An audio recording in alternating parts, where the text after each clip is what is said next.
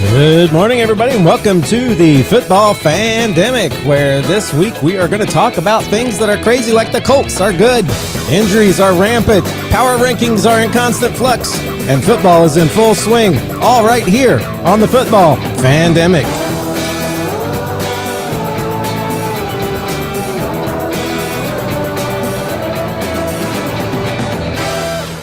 Josh. Hey, welcome everybody. I'm Matthew Thomas here with Josh Kolodziejski, and I think actually in the video I need to point that way, even though it seems backward on my screen. Sorry, that's for those of you on YouTube. But if you're on the podcast, I do like to welcome you in and let you know who we are. And we are here to talk about a crazy week 2. We're here to talk about hopefully defining week 3 that begins to really give us some strong direction, because when you hit one game, not a large sample size, 2 games, you begin to get a sense, but some teams are 1-1 and you don't know where they're going to go, but 3 starts to be a definition. But before we get to any of that, we've got some big news as always going on, always big news in the NFL. And this week, as we talked about in the intro, there's going to be a lot of that has to do with the injury bug, particularly quarterbacks, right? I think the title of this podcast is called Death of a Quarterback ? Because we got some quarterbacks who are hurting and we got some quarterbacks who are coming back from the dead. Carson Wentz there. Just like to do that for him. I think he's the one really coming back. We got some other fill-ins in places, but man, I guess it's just he never really died. He's like that zombified quarterback that just keeps going. He's like the Energizer Bunny. I'm just going to keep coming up with different ways to describe Carson Wentz. But let's talk about some of these quarterback problems. Here's some of this big news with quarterbacks. I think you obviously have ones close to home, but I think there's one that's probably bigger and longer. What is that? Yeah, the biggest one is going to be Joe Burrow, who suffered the least nefarious sounding injury name of all time, called turf toe, which despite sounding like, oh, I hit my toe against the refrigerator this morning and screamed in pain, is like a torn ligament within your toe that makes you completely immobile and causes constant pain whenever you put any weight on it. So, again, maybe the PR team for the turf toe injury can do a little bit better of a job in terms of how it wants to market itself in the future. But the key thing here is that Joe Burrow is going to need surgery. He still hasn't had the surgery. Right now, it's tentatively scheduled for Friday, for tomorrow, if the swelling has gone down enough for them to have surgery. And then it's a 3-month recovery time after that, at least. So that right now puts him, if the surgery goes to schedule, and there's a chance reports that came out this morning, then he wouldn't be back until December, meaning that it's going to be up to Jake Browning, as of right now, to keep this team afloat. Now, they did also bring in other quarterbacks. I think they brought in a total of 3, like Brett Rippon, Mike White, and kind of just like a whole bunch of... I had heard Mike White. I had not heard any of the others. I kept hearing people suggest Jameis Winston, but I don't think he was in that lot. No, I mean, they would have had to trade for Jameis. I think they just went off of, I think Rippon. So Rippon was on the Vikings. He was cut at the end of preseason, and I think he signed to the Bengals practice squad. So I think he's getting elevated. Okay. And then, and the Bengals play the Vikings. So, maybe they're just getting some information, which by the way, when we talk about the Vikings new quarterback, they also brought in Desmond Ridder, who played the preseason with Cincinnati. So it's like a Cold War, except in football right now. But yeah, Mike White will be the backup. There is a guy in Atlanta that, has been kind of biding his time, waiting for this exact moment when a quarterback goes down to be able to lead a team that could be a playoff team. So that's Kirk Cousins, obviously. So maybe a trade with that eventually goes through before the trade deadline. But right now they've got 2 wins cashed in right now. So the good news is they're off to a hot start. They have a lead in the division. Jake Browning has to kind of keep them above water for 3 months, though. And I don't know, how much faith do you have in Jake Browning's ability to do that? Well, considering he got 3 interceptions in this comeback win, now he did bring them back. What were they, 17? He brought them up to 31 to win, something like that. So, I mean, he got a result. Yes, he wasn't practicing, planning to play. That's part of it. Kirk Cousins is definitely a more known entity. Not that you always know exactly how he's going to play, but you know he has a degree of ability. Now, is he familiar with the system? No. So I'm just going to put it like this. I don't think I have a lot of faith in Browning. I think he may have done what he needed to do, but no one had game tape on him yet. Nobody's planning for him yet. But once they start doing that, I think it's not going to be great. Now, we've been surprised in the past.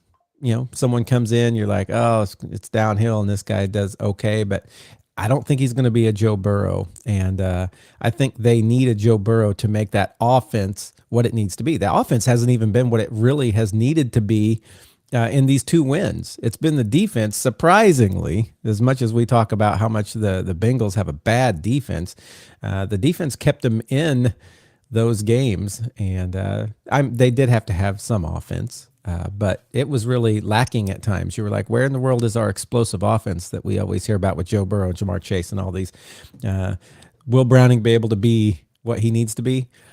I'm not sold. That's just me. What about you? Yeah, so he took over for Joe Burrow when he got injured at the end of the 2023 season, or for like the last half of the 2023 season, and he had up and down moments. And specifically, one of his up moments was against the Minnesota Vikings. So he beat us 27-24, passed for like 300 yards and 3 touchdowns or something, and no interceptions. And then because he had been in our practice squad during the Mike Zimmer and Kirk Cousins years prior to that, he infamously yelled at the camera that you should have never cut me, and he had a choice word in between there as well. So he yelled that right into the camera. And granted, Kevin O'Connell and Kwesi Adofo-Mensah took over the team after he had been long gone. So he has the competitive fire with him. We saw him have the gunslinging ability as well. With the 3 touchdown passes and 3 interceptions, it was like a vintage kind of Brett Favre sort of deal. And I don't think he has the arm strength of Brett Favre, but he's a guy that had success at college. But again, I mean, you're going to need to probably go about 500 to keep yourself in the wild card hunt. And let's just kind of take one step back too, from if he can just keep the boat afloat, Joe Burrow will come back and take him to the promised land. I've seen so many quarterbacks this last week they say 3 months minimum, but I had a turf toe and it was 6 months before I could plant and throw. And it's amazing how much your toe really affects the way you throw, but it does. And so, I mean, just because there is the quote 3-month minimum, don't expect that when Joe Burrow, is in 3 months from now that he's going to be like, I'm as good as new. Maybe. Right. I mean, we've seen people do miraculous things, and I guess I would never be surprised if he came back and did, but I wouldn't bank on it. And it kind of brings us to a broader question about Joe Burrow and his career this far. This is his 6th season in the NFL, and it will be the 3rd now of those 6 where he is going to miss at least half of the season with an injury. It happened his rookie season where he tore his ACL. I think it was week 8. And then obviously in 2023, and now this toe injury in 2025. When was his rookie season? 2020. So his first, man, almost every other year. If he would have been in 2021, it would have been 1, 3, 5, but he had a couple of years in there. So when he's out there, he's one of the best quarterbacks in the game, but now we're starting to notice a trend. Granted, like all of these are different injuries. So it's not as if it's I wouldn't consider it injury prone, but you kind of got to start wondering about moving forward now that he does have an injury in his toe that he's recovering from, and he still has the knee. I mean, people always say that whenever you injure it the first time, it becomes much easier to injure it a second and third and consequent times. So that is something to be wary of with Joe Burrow. Not that he's injured the same thing so far, but now he has 3 different places where he's been injured, where it is now easier for him to suffer an injury moving forward. And you'd obviously hate to see a guy like that's career derailed by injuries. Yeah. Yeah, it is something people will start to question. It's, would you rather have a bad quarterback or would you rather have a good quarterback who's never available? I think I'd still rather have the good one because then in the back of your head, you got some hope. But there does come a point where you have to like look at the reality of, is this going to keep us from stepping where we need to? And, obviously every team has these times where they have a window because the whole team is kind of at that place. And if one guy's out, keeping them from getting there, that window's going to close at some point. So I don't know when that'll be for the Bengals. But it is something to look at. But he's not the only quarterback this week who got injured by far. Who else did we have? Well, I've got a whole list of them. We'll start with JJ McCarthy, the Vikings' second-year quarterback, essentially a rookie. He missed all of his first season with a torn meniscus injury. He suffers a sprained ankle. He got stepped on at one point in the Sunday night loss to the Atlanta Falcons by his own center, who was a backup center in the game at that point. And then also later after that, he was hip drop tackled out of bounds and rolled up upon that same ankle. He was limping for a little bit. He got his ankle taped up and went into the injury tent even for a moment and came in to finish the game. On Monday, he came in, it was sore, and the Vikings said at that point that they were going to move forward, assuming that Carson Wentz would be the starter for this week. Ian Rappaport later reported that it could be 2 to 4 weeks that JJ McCarthy's injury keeps him out for. It seems to be a high ankle sprain. So a guy that was injured all of last year, now missing some key development time this year, is not ideal for the Minnesota Vikings. I do have more faith in Carson Wentz than I did in Sam Howell, who was our backup quarterback before we ended up trading him away to the Eagles because they both were Washington Commanders at one time, right? They both were Washington Commanders, and now they have both also been Philadelphia Eagles. Obviously not at the same time, but Howell was traded to the Eagles, so they are following similar patterns. Vikings, Eagles, Commanders. Now they just need to get Sam Howell to the Colts. No, I knew where you were going. I'm going to say veto on this one. Nothing against Sam Howell, but we need to be looking right now.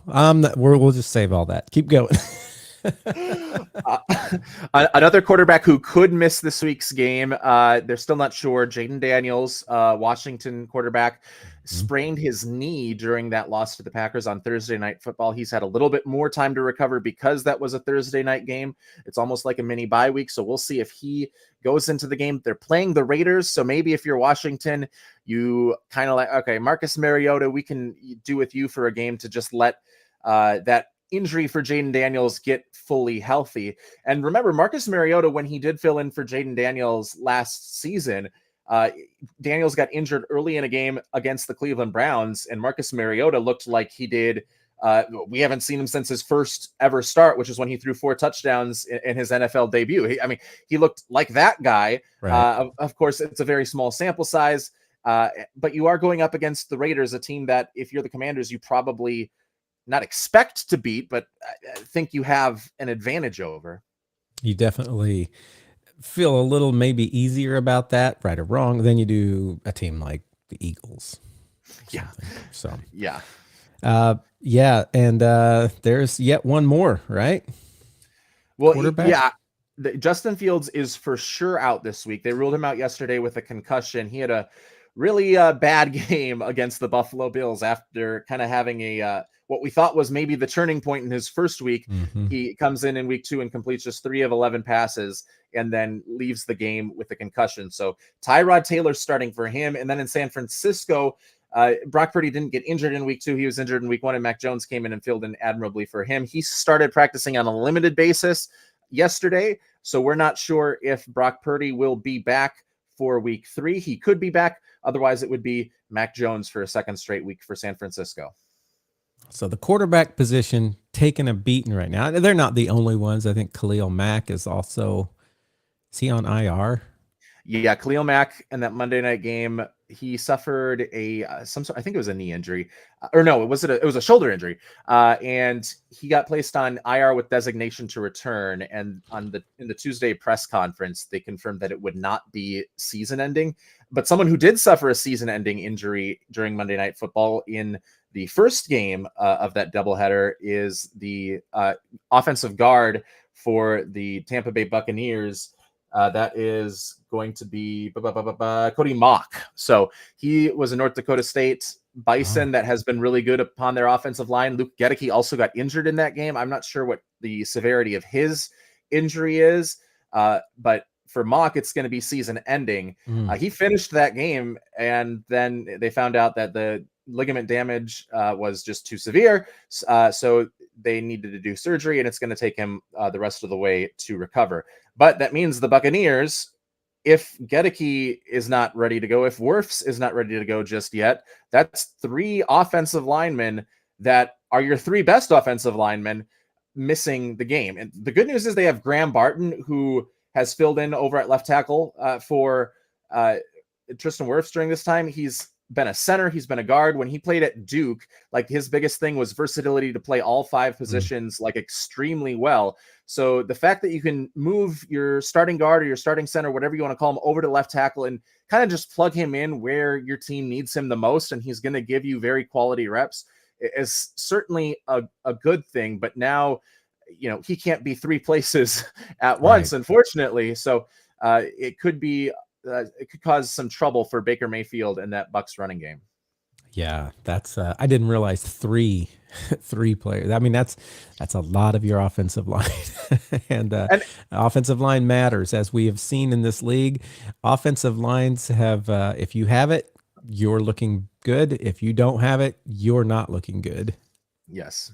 And I'm not sure if Wirfs and Gedeke are necessarily out this week, but they are both still recovering from injury. So we'll have to just keep an eye on that moving forward. And then Austin Eckler, also believed to have suffered a torn Achilles, which means Bill is going to be the featured running back in that Washington Commanders backfield. Ja'Cory Krosky-Merritt, who, again, for whatever reason, just goes by Bill. I was like sitting here thinking, Bill. So some questions there for some teams to figure out as they're moving into week 3, how to keep the ship steady while they get through a rough patch, or what to do if their quarterback is gone, like the Bengals. I've had so many Bengals people just look at me and shake their head, and I get it. I feel their pain. It's hard to be there. Let's see what else we had. Player of the week, Jonathan Taylor and Jeff Goff were the 2. I just have to mention that because Jonathan Taylor, he was running like a madman. Love it. Love to see it.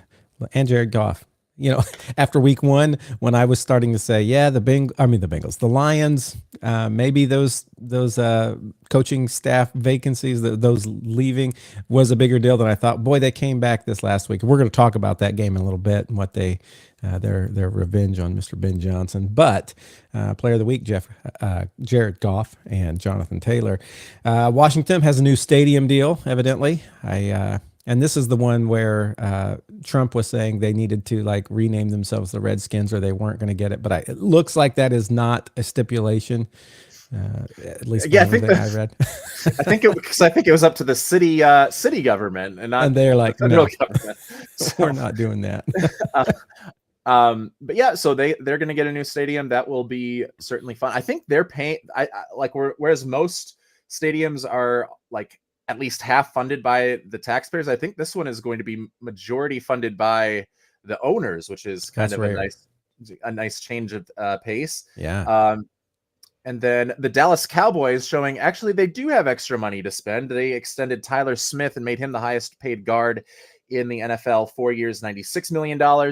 They have been missing out on an edge rusher, so they went and signed a former number 1 overall draft pick in Jadeveon Clowney. We talk about Micah Parsons. Oh, you get a bunch of draft picks for him. You can find the next Micah Parsons in the draft. Well, the number 1 overall draft pick was this guy, Jadeveon Clowney. And I don't know about you, but I don't think he is quite Micah Parsons, nor had he ever been at any point in his career. Yeah, it's those edge rushers, they're like quarterbacks. You're not going to just find them up for trade. Well, unless you're Green Bay. Right. You're not just going to find them like out there for trade, and you never know which one's going to hit. You know, you can get somebody who like looks good. Jadeveon Clowney, #1 overall pick. He had some good play time, but it was never like this dominant, this long sort of thing. And as a Cowboys fan, I would be upset that we'll pay this, make this guy the highest paid guard after we wouldn't pay. You know, it's like, oh, why? Let's see what else we got. Carson Wentz is coming back. We've already mentioned that. He's making history, right? He is the first quarterback in history to be the starter of a team on his 6th team in consecutive years. So he has started 6 consecutive years on a different team. That's a strange, crazy fact out there, but evidently it is, and he is the history maker here. Carson Wentz just never goes away. That's why we called him in the intro the Energizer Bunny, or not the intro, but when we first started talking, the Energizer Bunny. He just keeps going and going, and he's like, "Hey, I'll always be here for a start. And you're gonna hate me. I'm gonna do like something great. I'm gonna follow it up by something insanely stupid, and then I might do something okay, and you're never going to know what to expect from me, but I'm Carson Wentz, and that's who you get to look forward to here, Mr. Minnesota Viking." Yeah, I'm just going to say it was the Pat McAfee talked about this week. It was the 2 plays in a row where he stands like 1 line off of the end zone, does a crazy left-handed shovel pass that goes like a half a yard, or I don't know, 2 yards, and gets the shortest pick 6 in history. And then the next play, he's like scrambling around and he ends up throwing it into like 3 players, and Michael Pittman Jr. goes up and grabs it for a huge first down. And you're just like, who is my quarterback? What do I want from this guy? Consistency. Well, good luck. Yeah, we will see how Carson, hopefully he does not have to be out there for too long.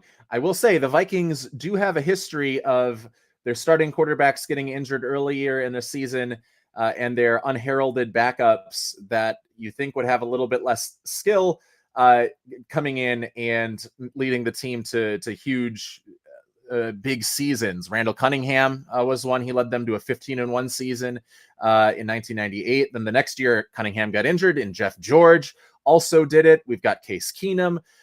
We've got just all sorts of things in our history where, for whatever reason, our backup quarterbacks come in and make themselves at least somewhat useful. But it's Carson Wentz. I don't have faith in that happening again. But if the NFL is written by script writers, they are getting lazy, and this is very predictable. Yeah, they're like, what should we do this season? Carson Wentz come back? Everybody's like, okay. Oh, fun. Last breaking news that I have, Chiefs are 0-2 and Colts are 2-0. Just let that sink in. All right, we'll move on because we are going to talk about games. Let's take just a little bit of time and rewind and look at what we talked about last week. And that is, I want to spend some time Brandon was on here with us last week, Brandon Colmark, and the 3 of us kind of did our predictions for the games, looking to see, the first week it was just Josh and I, and we tried to keep track of how did that go. I believe I was 5-0 and Josh was 0-5. Okay, I'm just going to tell you right now, will not happen again this year. I'm pretty sure. He knows a lot more about football than I do, but sometimes football gods and luck come through for you, and that's what happened in week 1 for me.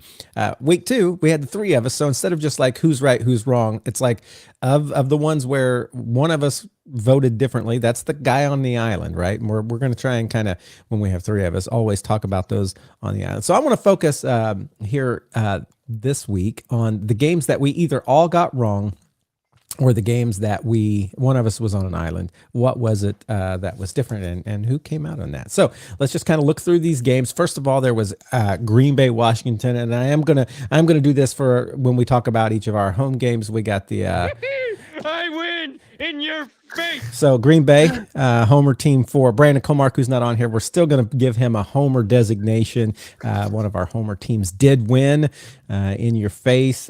Green Bay beat Washington, but that also means that Josh Haupt had the Go he had the loss there. Washington did not win. So Green Bay won that one. I think we all picked Green Bay to win that one. Anything significant in this game, aside from the fact that Green Bay with Micah Parsons looks like the real deal and looks like a tough team to beat this year. Anything, if Brandon were here, I know this would be like the next 15 minutes, but for us, something I'm keeping an eye on is Jaden Daniels and his ability to read the whole field, because when you're watching it on Prime Vision, you can kind of get a better look from behind of what the quarterback is seeing.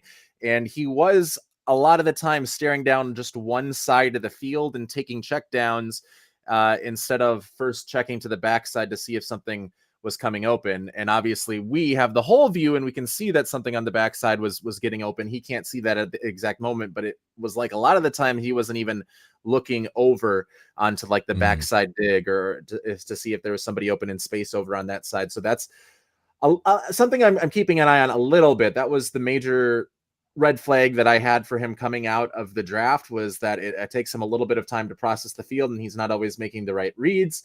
And that I kind of saw that a little bit again on that Thursday night game. But he's a guy that can make he can have that problem. He could have that problem for the rest of his career and still be the guy that he was last season. Like if that's his floor, as long as he has that athletic ability, I mean, you start to lose it in 30, 31 is when you start to like really slow down. He's got it for the next 6-7 years. So, and my guess is that the game will continue to slow down the longer he's in, and you do get time to feel like you can take those looks when you know a lot more of what's going on. So yeah, we're not writing him off, but that is something to watch. Green Bay, on the other hand, yeah, okay. Maybe a couple shaky spots for the offense, maybe, but who cares? That defense was just like, again, they're strong on both sides. Green Bay. All right, there you go. Green Bay fans, Green Bay. Woo! We're going to move on. Baltimore, Cleveland. I think it's a surprise to no one that Joe Flacco did not do as well as Lamar Jackson. Baltimore 41, Cleveland 17. We all picked Baltimore to win. Quick recap, or quick thought on this game. The defensive line for Cleveland is very, very good. They generated the highest pressure rate of any team in that game from week 2. So everything on the defensive side is fine. They've got weapons on the offensive side. Like they kept Baltimore pretty close until they started really turning the ball over and giving Baltimore a short field to work with. And that's when they were just able to run away with it. Ravens also now have like an easy button option for their offense, where if Lamar Jackson just has nothing open to him, he can just be like, okay, one last option. Instead of throwing it away or taking a sack, I can at least try and heave it up to DeAndre Hopkins, because he made another 2 great contested catches where he wasn't open. The guy was blanketed on him, but he's just able to contort his body and find the exact right place to go and get the football. So to have that option on the Ravens offense is going to just make them all that much more difficult, because like everything was open to Lamar unless they've got him contained in the pocket and everybody's blanketed downfield. Now, if everybody's blanketed downfield, he's just going to toss one up to DeAndre Hopkins and see what happens. Yeah. D-Hop coming back to look like the D-Hop of old, not the D-Hop of Tennessee, which is good for, I mean, did Baltimore need that? No, but they got it. So yep. Good for them. Let's move on to our third game. This was our first game that was contested on an island. This was Jacksonville versus the Cincinnati Bengals. I think, let's see, Matthew picked the Bengals to win, and Josh and Brandon picked Jacksonville. Am I correct in this? I believe so. The streak continues. that won't happen through the rest of this, but for here, this part, yes, I picked the Bengals to win, and they did. And again, that had some probably to do with Mr. Browning and luck of the football gods more than anything. But we also saw Trevor Lawrence kind of wave off his coach at one point when his coach was yelling something at him. He's like, eh. And what do you think about this one? Lawrence is not on the same page with either his head coach or Brian Thomas right now.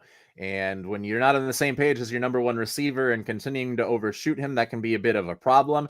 It would help if Travis Hunter had shown up as a significant part of the offensive game plan, but they didn't target him a whole lot either.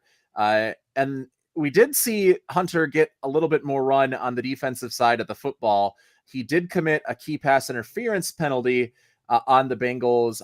I'm not sure if it was the drive before they went up or the drive that led to them going down the field and scoring the game-winning touchdown. But he committed the penalty on that drive. Probably a bit ticky-tack, but you can see also why the referee threw the flag. So Hunter out to a little bit of a slow start to his career, and Jake Browning just, doing what Jake Browning sometimes did back in 2023, which is kind of just play chaos ball and hope that the chaos rolls in your favor. Yeah. So first contest, Matthew on the island, still on land. Other guys have sunk. What about this next one? Dallas Giants. For some reason, I didn't have this written down, but did you pick the Giants on this one? I did. Yeah, I did. Were you the only one that picked the Giants on this? I was the only one that picked the Giants. So you were on the island. Let's just take a look. Oh, it looks like the Giants did not win, and so that's another one for me and Brandon, and not for Josh. Josh, by the way, he and I have the full. We're gonna have the full score at the end of this thing, right? Because we both voted last week. Brandon just starting this week, so he started at 0-0, which is 5 better than Josh and 5 worse than me, right in the middle. But your Giants, man, I'm not going to lie. Russell Wilson was looking good all the way up till overtime when he seemed to get in the freezer and couldn't do anything. But Russell Wilson almost taking the Dallas Cowboys. They had to have double kicks, a kick to go in overtime and a long kick to go in overtime and then a kick to win overtime. What do you think? This was an insane game, and we could talk about it for 6 hours and probably not do it justice. On the first drive, the offensive tackle, the left tackle for the New York Giants, his name is James Hudson, and he commits 5 penalties on the first offensive drive. I think one of them was a holding. He had 2 false starts and 2 personal foul penalties, and he also let a sack come through as well. So 6 terrible plays. He's punching guys on the ground, and he's apparently very into the Cowboys Giants rivalry because he was playing angry from the start, and he gets benched after that first drive for their rookie Marcus Bowe out of Purdue. And he's yelling at Brian Dable and everybody on the sidelines, my guy, you just committed 5 penalties, and they still were able to overcome that and get a field goal on the drive, which is incredible because they went 60 yards, but they almost put up 110 yards of total offense on the first possession. So that was interesting. Good for, get all the anger out now, I guess. But and then it just turns into this fourth quarter of craziness where Russell Wilson hits Malik Neighbors on a really deep shot to put with under a minute to go. They got the ball back with under a minute to go. And then the second play of that drive, it's Malik Neighbors somehow getting wide open. I don't know how you let that happen if you're the Dallas Cowboys. You don't have Micah Parsons. I guess Micah Parsons isn't going to be on him, but that's true. Yeah. And then the Cowboys, of course, tie the game. And then I was wondering, how did Russell Wilson look this good? And what is it, just him chucking the ball deep downfield? And it's because he has Malik Neighbors, because in the first game of the season, he did not have that same sort of presence for the team. And then I was wondering in overtime, how could he look so bad? Because he had on the first drive, the play where he pump fakes the ball, slips out of his hands and goes backwards, meaning it's a fumble. If he would have if it had gone forward because his hand was still going forward, it would have been an incomplete pass. But because it went backwards, it doesn't matter if his hand was going forward or not. That they recover the fumble, but they're in second and 30, and obviously not going to get much of a drive going there. And then he throws an interception on just this random ball. So I was wondering, how can there be such a dichotomy between these two players? And then yesterday I went and I had some cereal for breakfast, and you know how sometimes in cereal you get the toys in the box, or I don't know if that happens anymore. It used to be, yeah. But I guess whatever brand of cereal that I was eating, it didn't come with a toy, but it came with a coupon. And this must have been what Brian Dabble got, because this coupon says This voucher entitles the holder to one, and then it has the new number one in parentheses, vintage Russell Wilson game. So that's obviously how it happened. But then in the small print at the very, very bottom, it says terms and conditions apply, not valid in Alaska or Hawaii. This voucher expires at the end of regulation and cannot be applied to overtime. So that is the Russell Wilson that is coupon. Got to read Brian that Dabble, fine print. Dabble, yep, they needed to win in regulation. But Dabble, he got the same cereal that I did and got the same voucher. So maybe I'll send this one to him as well, so that Russell Wilson can have one more good game. So that was our second island game, Dallas New York Giants. Again, much better game than anybody expected to watch. Well, except maybe Josh, who somehow has been believing in the Giants and has them doing well. But we'll see.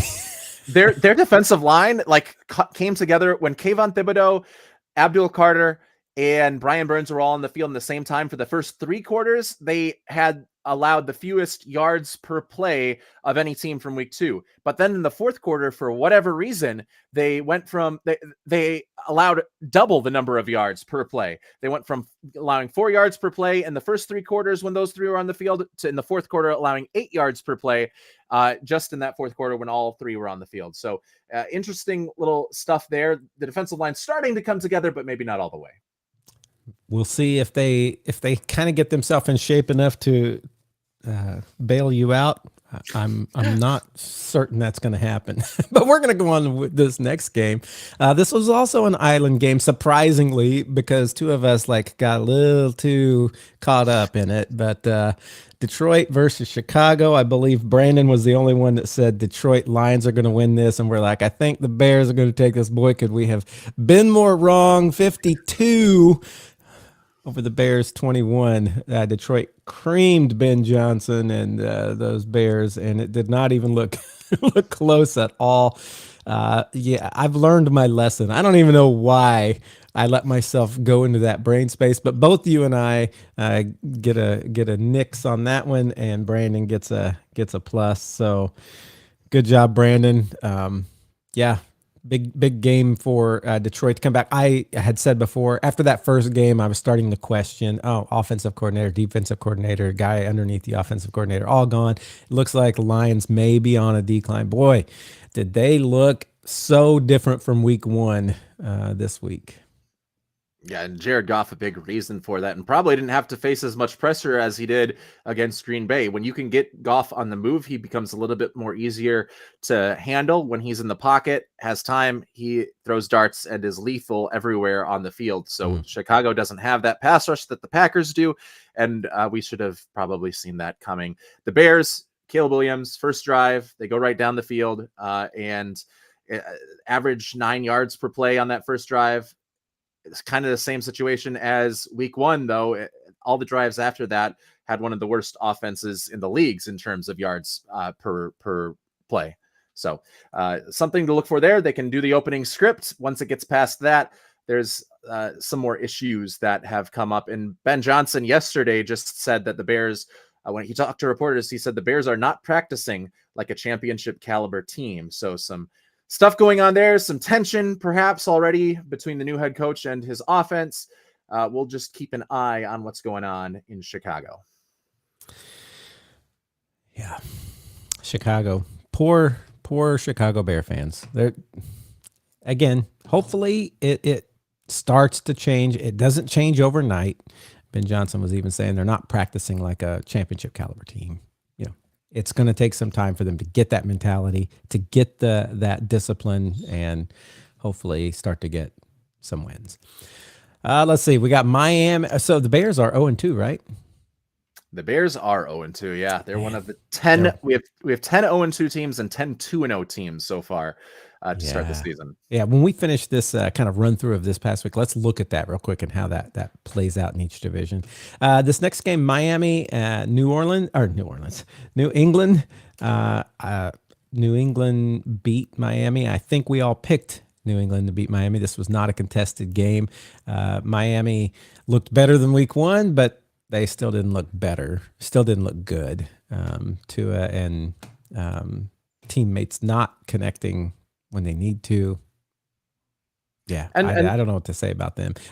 This was the after this was this the I only saw like part of the clip, so I didn't get to see. I'm going to ask if this is true, but it looked like the day after he said somebody said good morning. He said good morning. It's great morning, and they're like great morning. He's like yeah, great morning. They're like why? And he's like because we're one day closer to death. It's like man, you don't want your head coach saying stuff like that. Mike McDaniel's he might not be long for Miami. He said that quote during training camp. Oh, okay. I was thinking that was like the day after that game. See, so he was talking about this time. He was talking about like winning. When you win the game. Like just defining winning and losing in the simplest terms, in most redundant terms possible, in a way that wasn't like sarcastic, but like what seemed very like. I don't even know what I'm saying. Like Michael Scottish almost, from how he's talking. He's gone from that, cool kind of could care less dude to now he's the Michael Scott boss of the office. Yeah, I mean, it's weird because Miami, Mike McDaniel, his big thing when he was the offensive coordinator in San Francisco was designing good run plays and sticking with the run. And for the first couple of years with the Dolphins, it was exactly that as well. And Devon Achane had 8-9 yards per carry in this game against the Patriots defensive line that has Milton Williams and Christian Barmore and Harold Landry, all guys who are good against the run, and they're dominating on against the run, but they only ran the ball like 40% of the time and dropped their quarterback who always seems to be concussed and always seems to miss high. They dropped him back more often than not. So just some like interesting decisions right now. I think if they stick a little bit more with Achane, then they can perhaps pull that one out. In fact, they did have a go-ahead touchdown that was called back because the replay looked and Achane just barely stepped out of bounds on the sideline on a little swing pass. And then Tua threw an interception after that, and the Patriots were able to kind of run out the clock. So a lot of weird stuff going on in Miami. So we'll see if Matthew's bold prediction of 8 games in, first coach gone. We'll see if that happens. I don't know, but it's a good bold prediction to try and stick by. The next game, New Orleans, San Francisco. I think this was one of our island games. Brandon, I think, chose New Orleans. The two of us said nothing doing, and the two of us were right. Brandon was wrong. So, I didn't have a lot of faith in New Orleans in any bit of that game, even with San Francisco not having their starting quarterback, Brock Purdy. So thoughts from this one? Mac Jones looked about as you'd expect him to look in the Kyle Shanahan offense, which is just kind of playing point guard and distributing the football to guys. And Christian McCaffrey also had a nice little run there as well. For New Orleans, continuing to bolster these last 2 games have continued to bolster my theory of not Joe Nussmeier. I got his name wrong. It's Doug Nussmeier, their offensive coordinator, taking over as the head coach through the whole chaos as a ladder type of ordeal.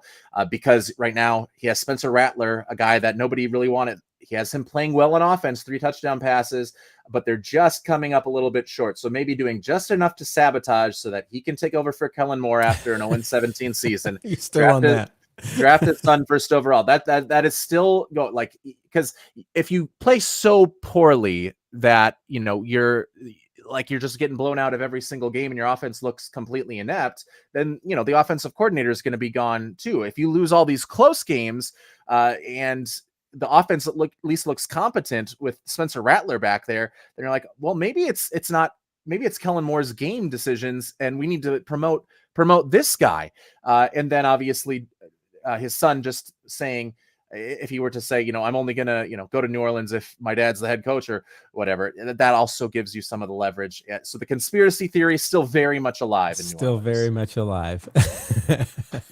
So we got a bold prediction of one coach being gone after 8 games and a bold conspiracy theory of what's going on in New Orleans. But in either case, San Francisco beat New Orleans and Brandon was wrong. But then both Josh and I had our second very questionable call. We both thought the What was it we missed? Oh, we both thought the Lions would lose earlier, and we both picked Buffalo to lose. What were we thinking last week as we look at this? We thought this might be a trap game. Jets come in after playing great against Pittsburgh in week 1. They surprise everybody. Not at all. Buffalo beat them handily, 30-10. Yeah. Yeah, the Jets failed the lie detector test in week 1. Our logic seemed sound, kind of, because the Buffalo Bills struggled against the Baltimore Ravens and their running game on the defensive side of the football, and the Jets had just done a tremendous job against what we thought was a top tier Pittsburgh Steelers defensive line on the ground and against the pass even in that other game. Plus, Buffalo was going to have Ed Oliver, their best run defender, out of the game as well. He was injured and missed that game. So everything was, pointing to, could the Jets pull the upset? And then we saw that, okay, maybe the Steelers kind of got shredded by the Seahawks. Maybe their defensive line isn't the best. I was going to say, maybe we need to start reevaluating Pittsburgh's defense after 2 games, because it is not the Pittsburgh defense we're used to. And this is going to look like a very different team, I think, all year, unless things really, flip into shape. Right now, Pittsburgh defense bad, offense sometimes keeping them in games. That's just not what we're used to seeing. Yeah. So, and we thought maybe the Jets defense, because of some of their play, like Sauce Gardner, could probably, maybe hold their own a little bit in a shootout, but we were wrong. Brandon was right. I think he's right. He's 2-1 now, and I guess that wasn't an island game for me, but I'm still 0-6 as we stand. I know I have a win coming later on in this. I have one. You can feel it coming because you know it's coming. But I'm 0-6 so far. Well, let's talk about this next game where Josh can get some redemption. Seattle took on Pittsburgh. Both Brandon and I thought Pittsburgh would win this. I believe Brandon did. Actually, I don't know what Brandon thought. I know I thought Pittsburgh would win. Do you remember what Brandon thought? Brandon thought Pittsburgh would win too. So okay, and yes, that's why you were on the island. Josh was on the island with the Seahawks, and of course, the Seahawks did beat Pittsburgh. That defensive effort was not good again, and Seattle comes in with the quarterback, Sam. I just lost his last name. What is it? Sam Darnold. Darnold. I'm like sitting here thinking Howell. I'm like, no, that's who they have now as a back. Sam Darnold, the ex-Viking over in Seattle. Yeah, tell us about this one. Seattle got to run their game plan a little bit more than they did against San Francisco. Against San Francisco, Darnold was in the shotgun a lot, and they were running outside zone out of the shotgun a lot. In college, that's when outside zone is typically the most effective. But in the NFL, statistically, it's been proven when you're under center is when outside zone kind of works the best for you. So they played a lot more under center. They did a lot more play action off of because they were having success on the ground with Kenneth Walker. They were able to have more success with the play action game, and also Pittsburgh's defense is starting. It's decrepit. It's old. Jalen Ramsey did have a good game. He had an interception, but he's a guy that's old. TJ Watt is old. Cameron Hayward is old.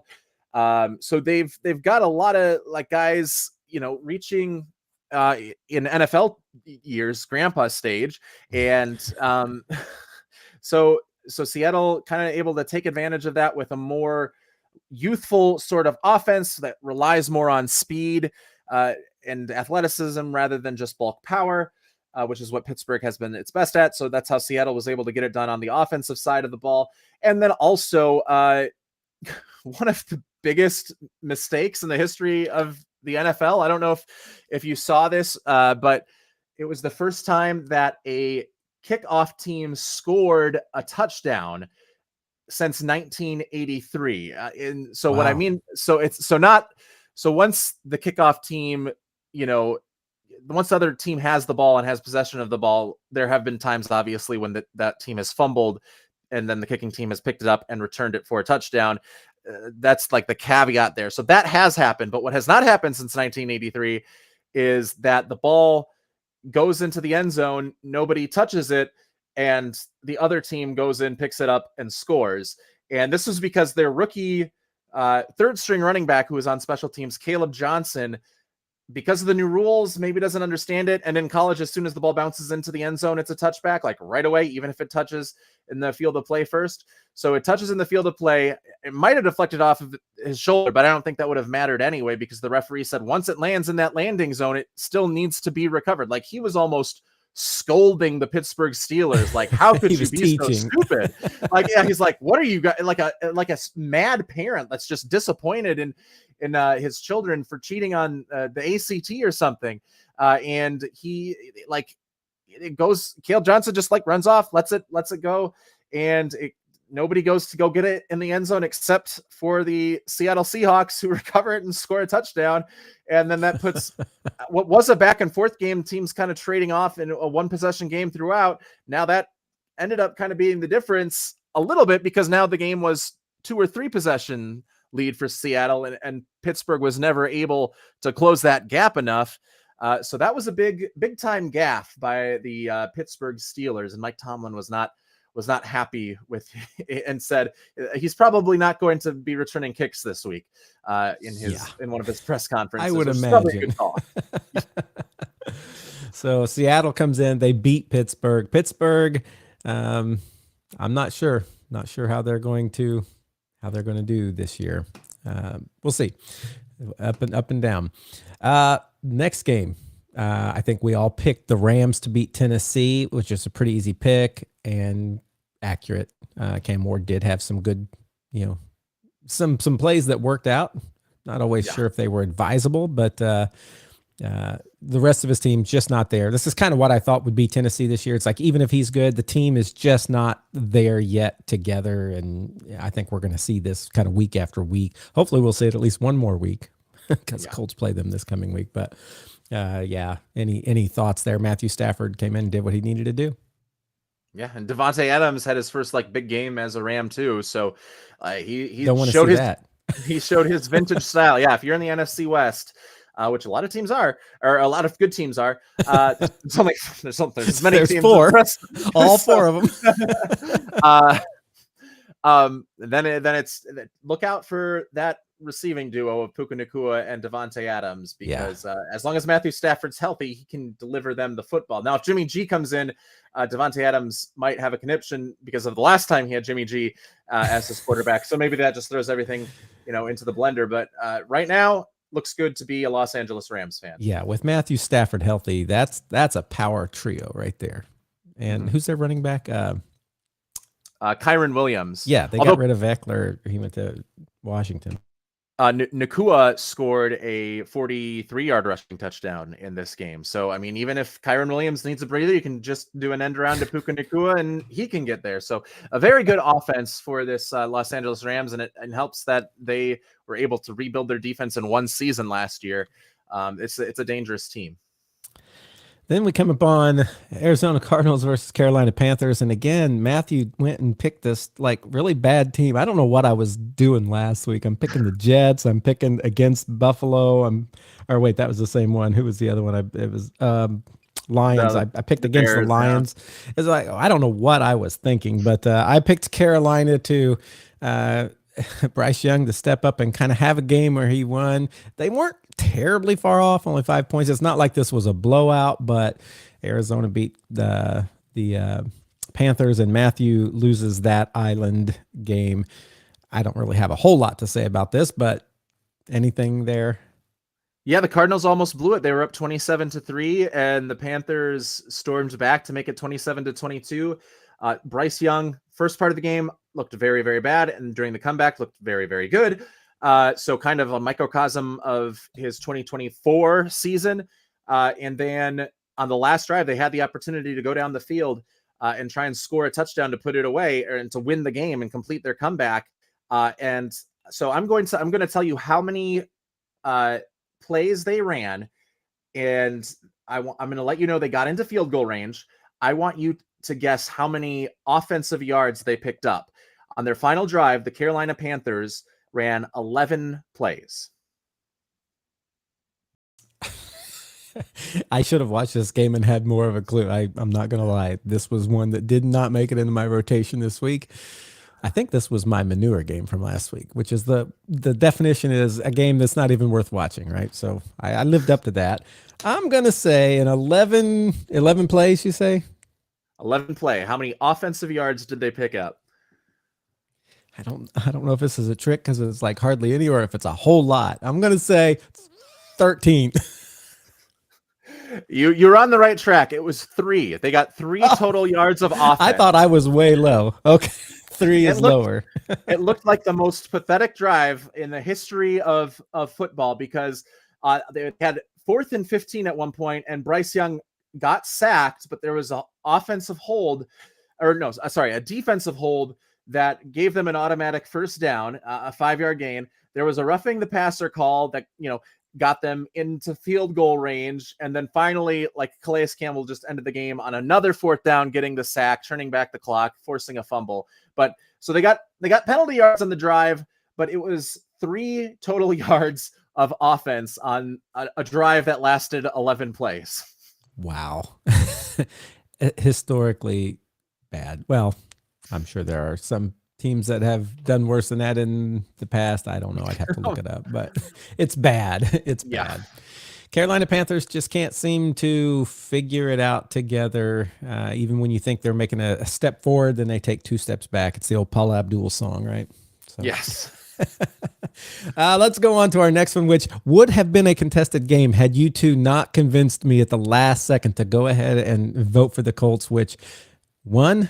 This is the I win in your face. Woo! Yeah, Homer. how do you like them apples? That's right, Homer. You tell them. We won, and we won against the Denver Broncos team that I was almost convinced we would not win against. I picked against the Colts in the first week. And did I pick against the Colts? So I couldn't. You almost picked against the Colts. You after Brandon and I made our predictions. That was this week, but in the first week.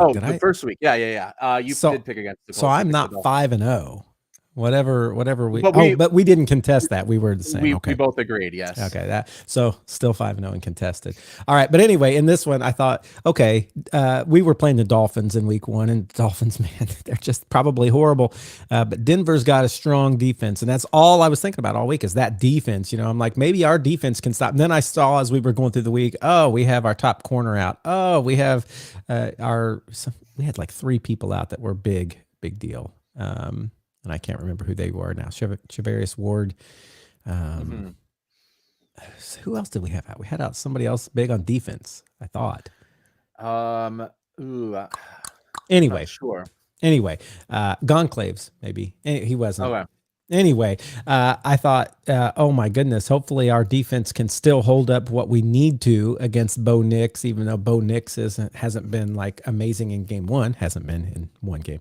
And so we came to this game, and surprisingly, the defense did not hold up against the Colts offense at all. It started making people question, is this the big defense we thought it was? I'm just going to read a few stats here because I am a homer, right? Now, these were stats I saw. It might have been before the Monday game, so I don't know if this is completely accurate still, but Daniel Jones currently the 2nd in the NFL in passing yards with 588. Look at that, Daniel Jones. Now, I'm going to say I was against Daniel Jones, and I said I was not going to be on the bandwagon until at least game 5. So I'm still not on the bandwagon. Okay. We had a couple good weeks. Good job, Daniel Jones, for 2 weeks, but I am not yet going to be convinced. You got to do more for me, Daniel Jones. If you're listening, you got to prove it to me till game 5. Jonathan Taylor leads the NFL in rushing yards with 236 after 2 weeks. Tyler Warren leads the NFL in receiving yards for tight end with 155. Colts offensive line currently tied for 4th with fewest sacks allowed. Cam Bynum tied for the most interceptions in the NFL at 2. Schrader Spencer has the most field goals in the NFL at 9. Who are these Colts? Man. Who expected this? I thought this was going to be a horrible, horrible year. Now, that's only 2 games, but listen to those. Oh, here's another one that I just thought was really interesting because since we talked about most receiving yards for a tight end, I did see the Colston Loveland has had 2 receptions for a total of 12 yards through 2 games, whereas Tyler Warren picked 4 picks later? by the Colts? Were we 14 or 15? Yes. Yep. I think you guys were 14. Yeah, And the they Bears were 10. Or no, they were 9. So 5 picks later. Oh, okay. Right? I think they were 9. Anyway, right around in that area. Tyler Warren picked later, 11 receptions for 155 yards. I'm not saying Colston Loveland is like worthless, but in that, that offense, and I just happen to think Tyler Warren was the best overall tight end coming out, and I was super pumped that he fell to us when the Bears picked him, Colston Loveland. I'm like, I don't understand this, but thank you, and I'm still saying that, Bears. I don't understand it, but thank you.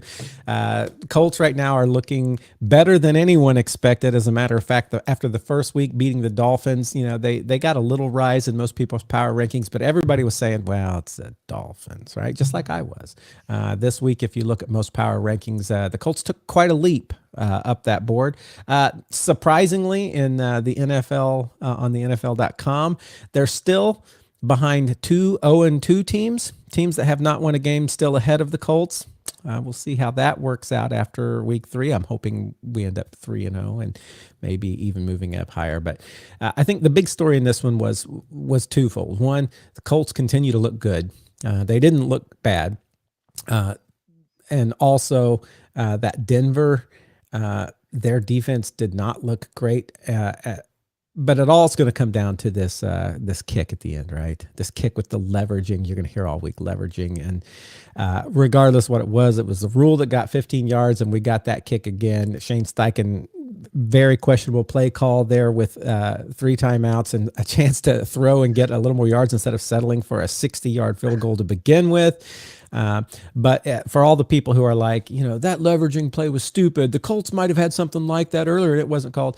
I will say, I'm just going to say from the beginning, there were a couple of PI calls that should have been called against the Denver Broncos defense early in that game. One maybe questionable, Patrick Surtain. He's pretty handsy, by the way. So I watched that game. That guy, he's getting away with being pretty aggressive on a lot of plays. But anyway, there was the first big long bomb that Daniel Jones threw. I thought that very well should have been a PI, but the one that really stuck out was the one that the dude, I don't even remember who it was now, had a hold of the pads right in the center, just holding him down, and then at the last second throws his hands up like, I'm good, and it's like that should have been, and they got away with that. Those 2 PI calls probably would have changed the score so that a field goal didn't even matter at the end, but that's the way the refs called it. And boy, the refs, by the way, that was a very poorly officiated game, in my opinion, as I watched the whole thing, really. That was one of the games, and I'm not just saying this because I'm a Colts fan. It's just when the refs are making decisions that really affect the outcome of the game, and it just seems like they're bad all over, man. Yeah, that's when you're like, something's got to be done. And I know we've had those kind of games in the past. This, I feel like, was one this year. The Colts do walk away, though, with a win. And because of that, everybody's going to forget, all the stuff behind it. And it's going to be like the Colts started 2-0. This is why I'm not yet convinced. This could have very easily, when the regulation ended in that 60-yard field goal went wide, right? Very well could have ended that way. But we got a gasp of a second breath and kicked that field goal again right down the middle. One. There was the mascot and Cam Bynum down there, doing the hip thrust. Everything was Colts after that, and people are all excited. We're gonna see. I don't think we're gonna really know a true litmus test after next week unless the Colts somehow lose to the Tennessee Titans. Because I think if we win, I'm still gonna be like, maybe, because it's the Tennessee Titans. So we had maybe it was the Dolphins, maybe it was the Titans. This game could have very well been a loss. So again, I'm not saying Brandon Harris out there who keeps telling me, oh yeah, obviously Daniel Jones is your savior. I'm not sold yet. Got to get to game 5 before we start getting too excited. What do you think about this one, Josh? Well, first of all, I now have a bone to pick with the Indianapolis Colts because they have a roster position that should, or a roster spot that should be open because they just don't need one of these players. And that roster spot would then obviously go to Coleman Owen, who, by the way, they're now 2-0 in the Coleman Owen era of Colts football. And the roster spot that the Colts He's not on this playing roster yet. he brings the Arizona good luck. He brings the juice. Yes. He in practices, he plays the spot of the other team very, very well.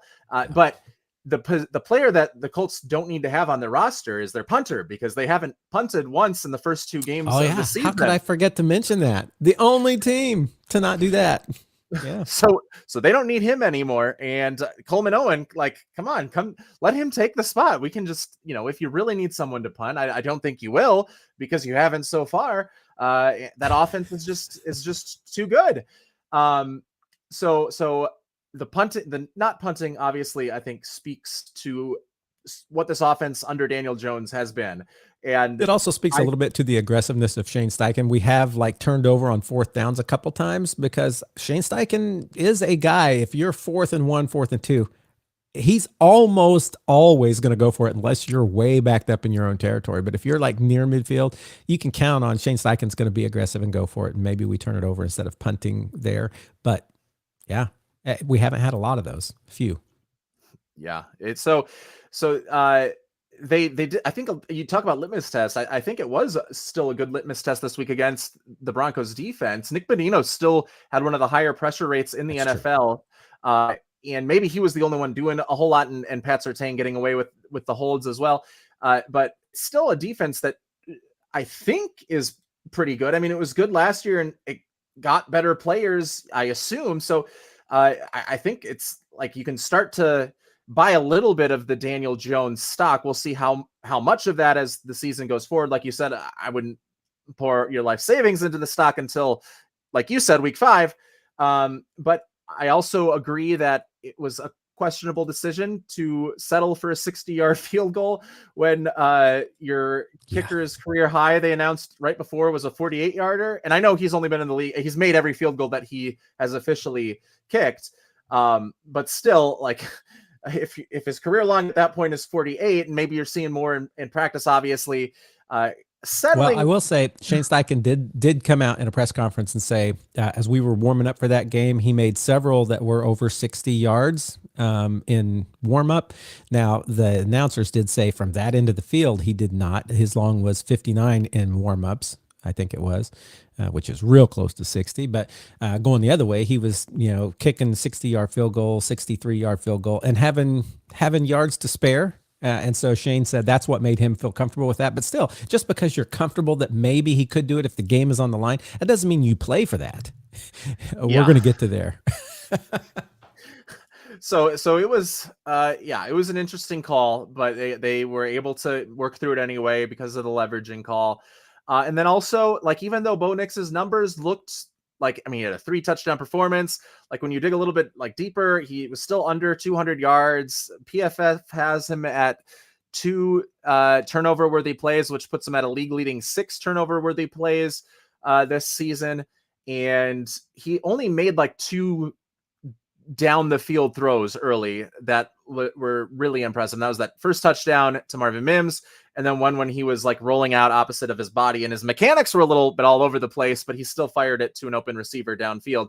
So I'm still not fully conceding to the Bo Nix fan club just yet, because his average depth of target was among the lowest in the NFL this last week, which means typically you're throwing easier passes that most other quarterbacks are able to hit.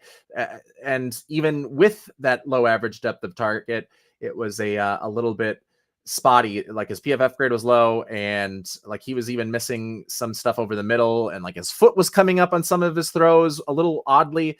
So I don't know what you thought about Bo Nix, but I'm still in the skeptic club at the very least. I saw something just kind of talking about Bo Nix only had a couple of those long throws. I did see Daniel Jones had a long throw to Mr. Alec Pierce, I think it was, that was completed. I thought I saw somewhere that he had this can't be right, 54 point something yards through the air, the longest pass. Maybe it was Okay. of the week. I don't know. Okay. Somebody Yeah, said it was of probably the of the year. week. It can't be of the year, right?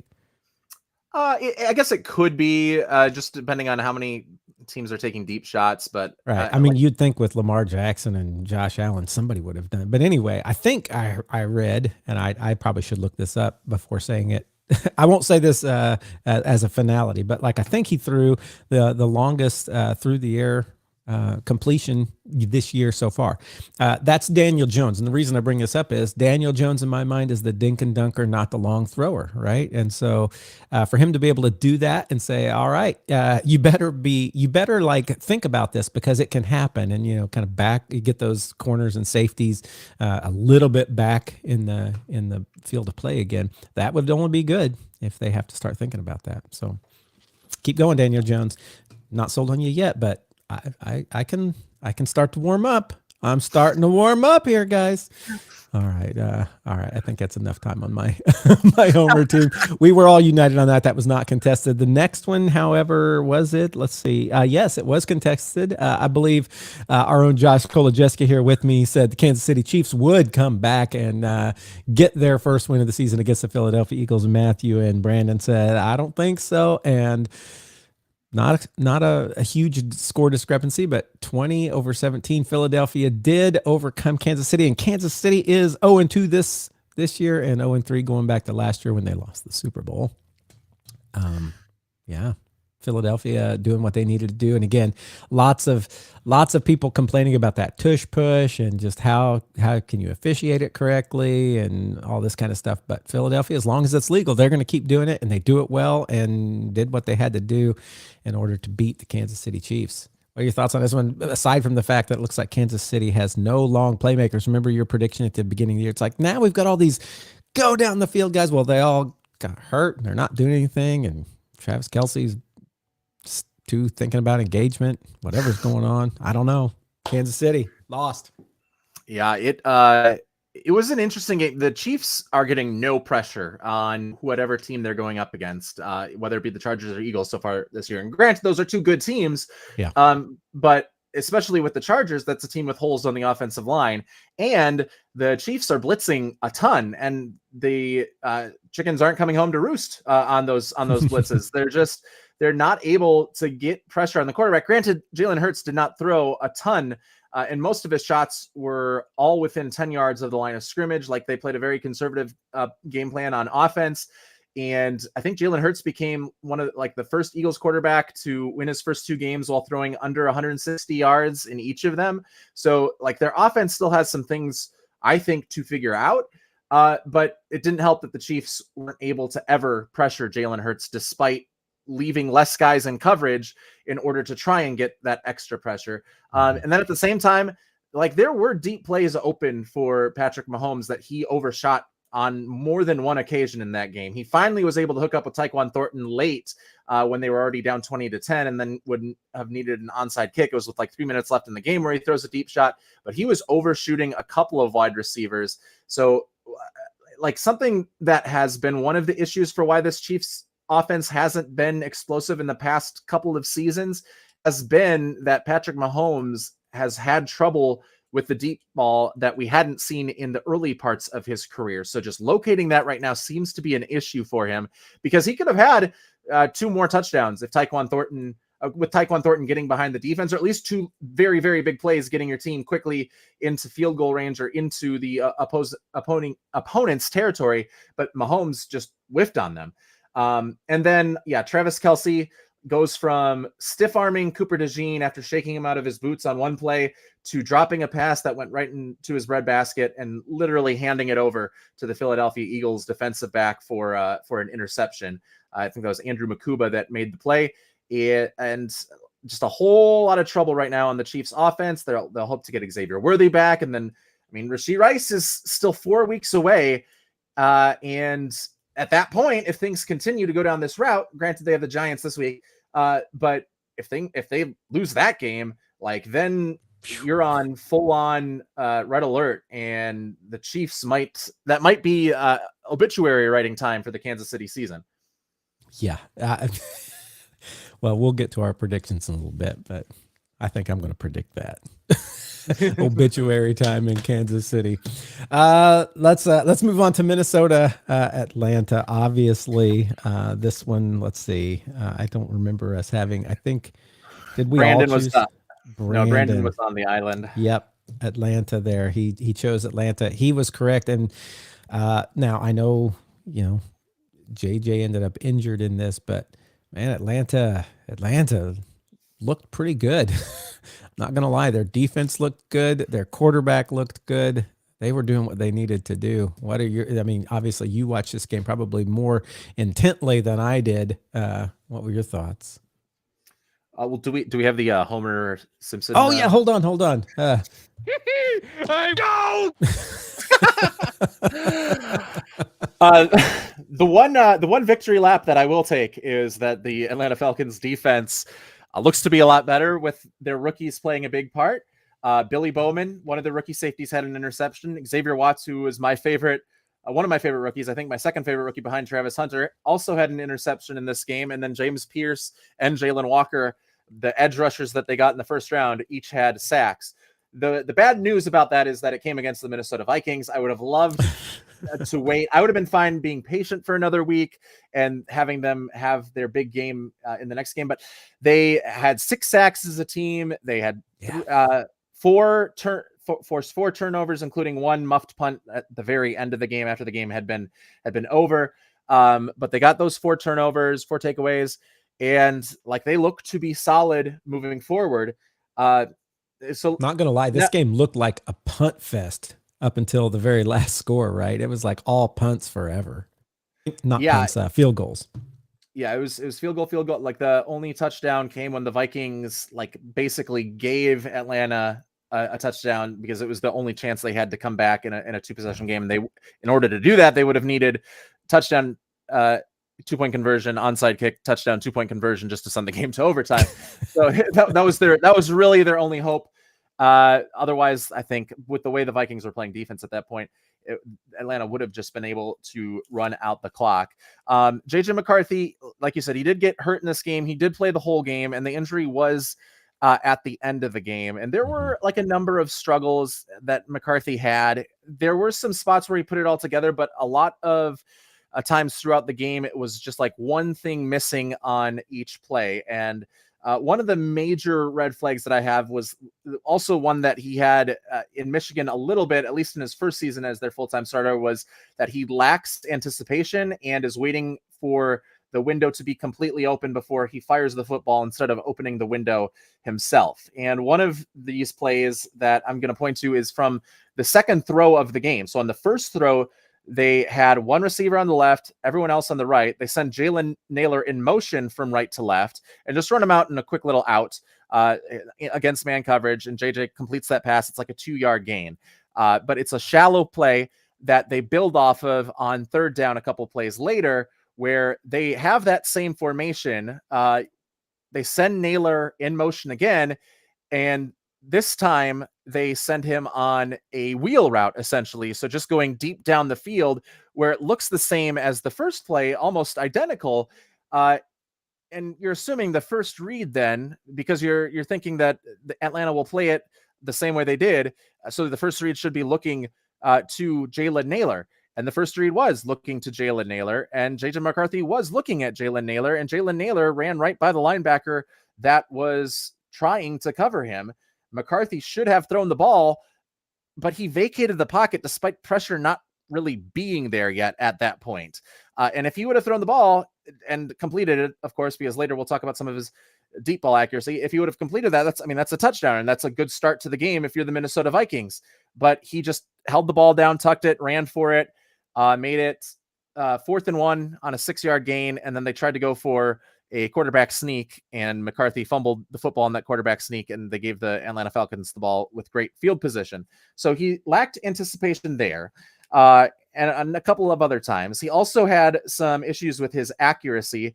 In the second half, on a third down play, he tried to get it a 3rd and 4. He tried to get it to Justin Jefferson quickly in the hook.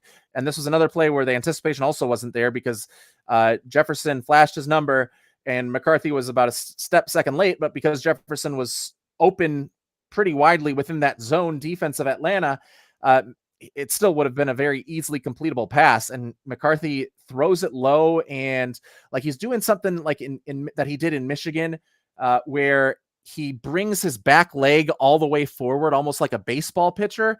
And what you're doing there is you're doing that because, or what you're doing in that instance is that you're not getting the full amount of arm strength that you could otherwise be getting. And now your mechanics are all out of whack. So because you're being so loose with your mechanics, like the accuracy starts to decline. And that is also what happened on the other play that he missed, which was Jalen Nailor getting open on a slot fade when the score was 15-6 in the fourth quarter, and him missing that play and overshooting him by about 6 yards. And even Chris Collinsworth in that game said, he's not putting enough float on the ball. He's just kind of laser beaming it down there. And if he did put float on the ball, Jalen Nailor would have been there to get that football. But again, the leg was flying forward. He loses that arm strength. So he tries to make up for that arm strength by hurting his mechanics even more. And again, that affects the accuracy. And then there are also just like these weird things. Like they got down into the red zone. It was a 1st and goal play from the 2-yard line. And they're running a play action toss play where they fake the toss to the running back and they're supposed to throw it. And there were 2 guys coming open right away off of that. And it would have been either Adam Thielen or Justin Jefferson on slants from opposite sides. One of them would have caught the touchdown because they were both wide open. They both beat their man right off the line of scrimmage. But JJ McCarthy, when he does that play action, the ball just falls out of his hands, hits the ground. He's able to pick it up. But by that time, the timing had already been completely thrown out the window. So he wasn't able, so that window of the slant being open was not there anymore. And he kind of just had to run around, throw it away. Then the Vikings got a holding call a play later, and they had to settle for a field goal after getting 1st and goal from the 2-yard line. So there were just like some weird mistakes there. And then like he's also, bailing out early, and the protection, I don't think he's managing that well, because there were a couple of sacks where the linebacker got right off the line of scrimmage, and you'd expect the right tackle to be the guy to block him, Brian O'Neill. And this was twice that this happened, but he didn't because the protection was slid to the opposite side, and JJ McCarthy didn't change the protection at the line of scrimmage.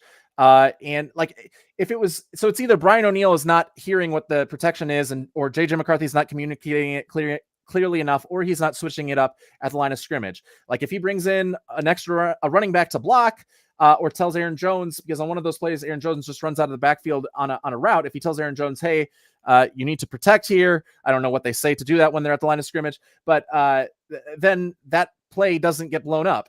Instead, on the first time it happened, JJ gets sacked. The second time it happens, he doesn't see it again. The guy goes right by Brian O'Neill, who instead had slid over to his left, and McCarthy gets sacked, fumbles the football, and that was his 3rd turnover of the game. So some issues there. When he did put it all together, which was in the second quarter where he looked like he was at his best, he had some really good throws. Like his arm strength when he's not pulling his front foot forward is very good. His accuracy and anticipation on the sail route to Jalen Nailor. I talked about it, this same concept when Sam Darnold had his 3-interception game against the Jacksonville Jaguars last year, where he was supposed to put the ball on the pylon, and instead Darnold had left it too far to the inside, and it allowed the player to, the defensive player for the Jaguars, to intercept the pass. McCarthy put that ball right on the pylon and was able to like do what we didn't see Sam Darnold do last year and make those sorts of throws. However, those only lasted in the second quarter, and then in the 3rd and 4th quarter, it was back to, okay, kind of iffy here and there type of throws. So there's some building blocks for JJ McCarthy to kind of work on. And I'm hoping that he can put it all together, because we've seen flashes of what that can look like. It obviously hurts that he's not going to be the quarterback, at least for this week and potentially for up to 4 weeks. And he's going to lose some of that development time. So that does kind of put a damper on things, but he does have some things to look forward to. And for any Vikings fans that are in doom and gloom right now, an anecdote to help your hope is that in the year 2000, the Minnesota Vikings moved on from their quarterback in 1999, who was a reclamation project that turned out to have a really good season. His name was Jeff George. Last year, they did the same thing. Sam Darnold, a former 1st-round pick, he was a reclamation project that had a good season. Vikings still move on from him. The Vikings also were courted by Dan Marino that offseason. The Vikings this offseason were courted by Aaron Rodgers, and they denied Dan Marino then. They denied Aaron Rodgers now.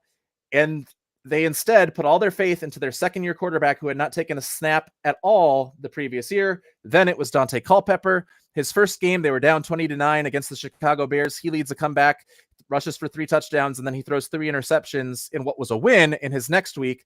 But there was I looked back into the newspaper archives and saw, like in the Minneapolis Star-Tribune, there was panic about Dante Culpepper then. Under the same circumstances, Culpepper put it together through 33 touchdown passes that season, made the Pro Bowl, and had a really good season, and was almost, like, for parts of his career, looked like the next Vikings franchise quarterback. If JJ McCarthy can use, and this is also when they had bye weeks every single week because they had only 31 teams. So even in week 1, a team needed a bye week in order to, appease the schedule makers. The Vikings had a week 3 bye week, and after that bye week is when Dante Culpepper really turned it on. Maybe this injury works as a blessing in disguise for JJ McCarthy, and it allows him to really move forward and come back even better. And hopefully that is the case. He's able to put some stuff together. And then just really quickly, defensively, Javon Hargrave got pushed back a lot in the run game. And then Ivan Pace, he is just Blake Cashman was out, our linebacker. So Ivan Pace had to be on the field the majority of the time. And he is just too small to be doing that. He's really good at blitzing, but he can't really tackle big runners. And he missed 5 tackles in that game against Bijan Robinson and really had his issues in the run defense. But the pass protection, or the pass rush was really good. The coverage was married well to that pass rush. And really the only issue is needing a little bit more beef on that defensive line against the run. Yeah, Bijan, he did look good. But so I would take it in all this. You don't agree with, I think it was Pete Prisco who said that we've seen 8 quarters of JJ McCarthy play, and he looked good in 1 of the 8. That fourth quarter against the Bears. You're like, nope, I don't agree. Let's give him some time. Hopefully this injury is not going to set him back. Did we mention, by the way, that Aaron Jones went to IR? Did we mention that? No, we didn't. So Aaron Jones, he hurts his hamstring, which means Jordan Mason is the top dog in the backfield. And Jordan Mason has looked better running the ball throughout the course of the season. And then the Vikings, for the 3rd year in a row within the first 4 weeks of the season, have brought back Cam Akers. They traded for him in 2023. A couple weeks into the season, they traded for him in 2024. This time they didn't have to give up any capital. He was on the free agent market, and they bring him in the middle of this season for 2025. So death taxes and Cam Akers signing midseason with the Minnesota Vikings. There it is. So we will get to our predictions of what's going to happen with that team next week and then in the next few weeks here as we go.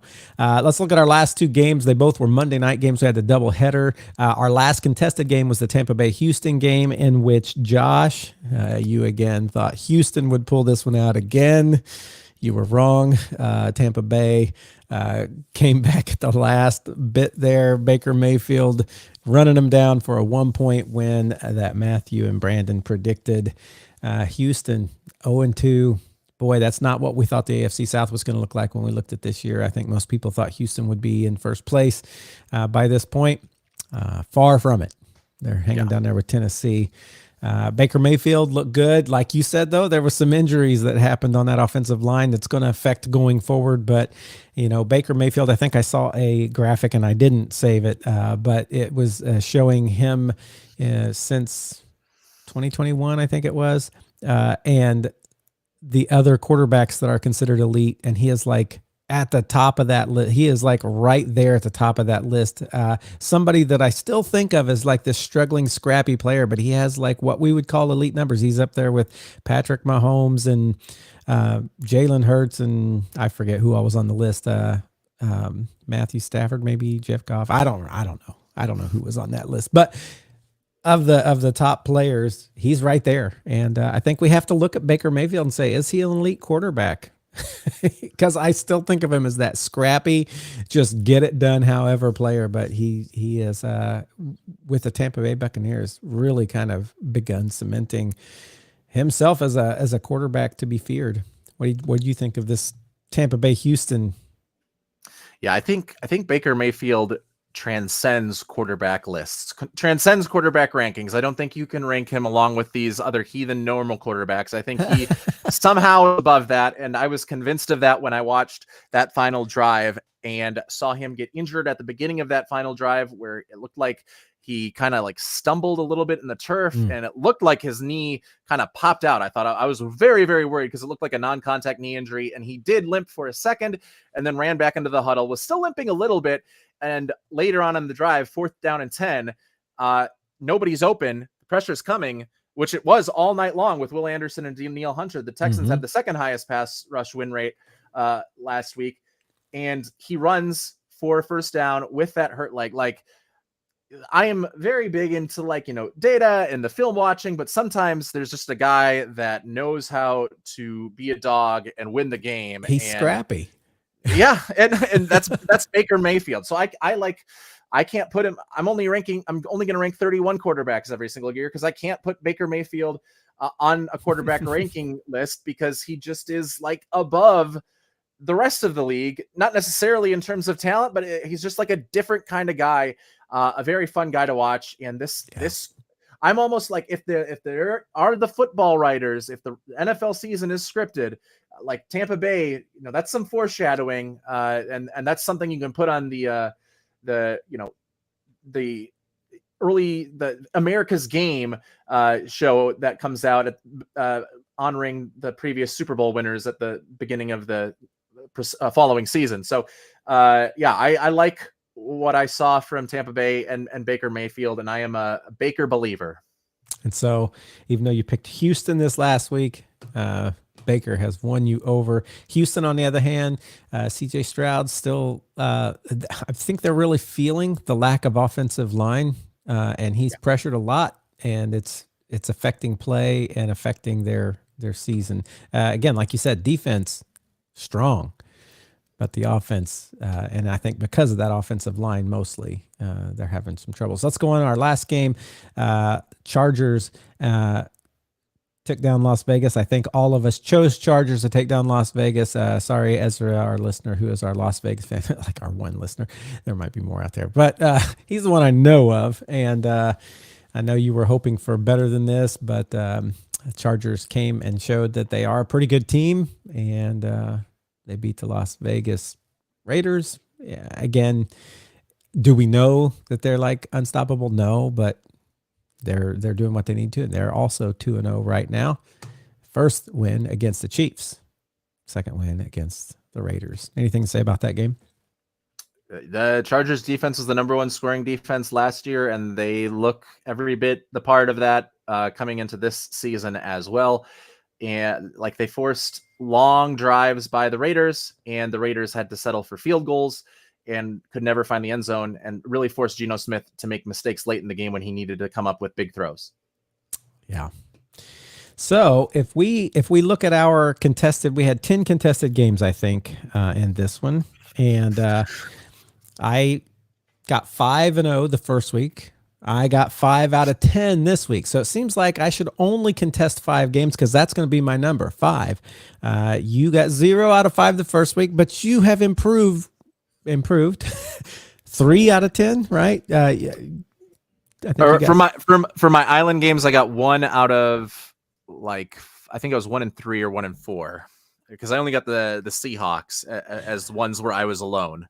All right. So I don't know if I actually had 5 out of 10 there. I was counting like if there was an island game. So let's look here. Well, I'll have to tally that up later. I will say, when we all were making the same pick, we were undefeated. So the 3 of us, when we combine our minds via the power of friendship, we know exactly how the league is going to play out. I like that. The power of friendship. It's like when my daughter used to watch My Little Pony, right? The power of friendship, or Care Bears. I don't know who it was that had the power of friendship. Probably the ponies.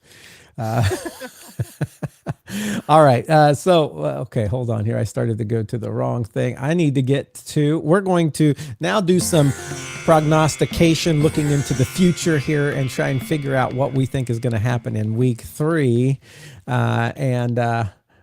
We'll just quickly go through these and make our picks. I'm going to get my paper out here so I can make a record. Josh is going to keep his own record so I don't change anything on him.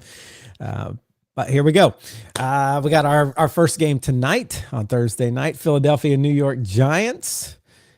Oh, for some reason I was thinking the Giants were. Did I go to the wrong week? I think so. Week 3 is Dolphins Bills on Thursday night. What is going on? It says 2025 week 3. I'm on NFL.com. When did I click wrong? I don't know, because week 4 is Seahawks Cardinals on Thursday night. All right, I'm trying to refresh here. Maybe my internet is not doing what it needs to do. Week 3. Now it has Baltimore, Miami. Is that tonight? Buffalo, Miami. No, it says Baltimore. What in the world am I? What world site am I on? Maybe I'll have you read these and I'll. Yeah, I've got 2025 week 3. I just refreshed. Says October 30th. That's not tonight. It cannot get this right. All right, we're gonna click week 3 again. Maybe their site. Everybody right now has gotten on to so they can follow along with us and see how we're doing. But go ahead and tell me the teams in the first game, since my computer will not load this correctly. Yes, well, it is the Dolphins and the Bills for tonight's Thursday night game, and I'm gonna go with Buffalo.